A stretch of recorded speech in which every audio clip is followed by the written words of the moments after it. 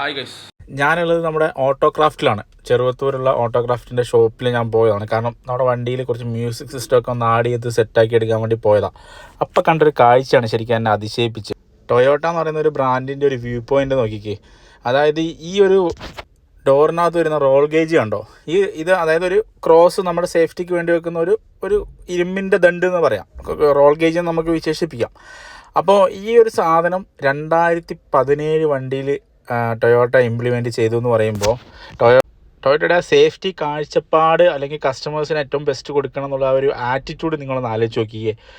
ഞാൻ ഇങ്ങനെ door pad അഴിച്ച് ശരിക്കും പറഞ്ഞു കഴിഞ്ഞാൽ മ്യൂസിക് സിസ്റ്റം കംപ്ലീറ്റ് ആയിട്ട് ഒന്ന് റീസ്റ്റോർ ചെയ്ത് കുറച്ച് ബാസുള്ളൊരു സംഭവം കയറ്റാൻ വേണ്ടി പോയതാണ്. അപ്പോൾ ആ ഒരു സമയത്ത് ഇത് റിമൂവ് ചെയ്യുമ്പോഴാണ് എൻ്റെ ശ്രദ്ധയിൽ ഇത് പെടുന്നത്. പക്ഷേ സേഫ്റ്റി ഉണ്ടെന്ന് അറിയാമെങ്കിലും ഇത്രത്തോളം സേഫ്റ്റിയുടെ കൺസേണിനും കമ്പോണൻസിന് ഇമ്പോർട്ടൻസ് കൊടുത്തിട്ടുള്ള ഒരു സേഫ്റ്റി ആണെന്നുള്ളത് ഞാൻ ഇതിങ്ങനെ അഴിച്ച് നോക്കി ഇങ്ങനെ കണ്ടപ്പോഴാണ് റിയലൈസ് ചെയ്തത്.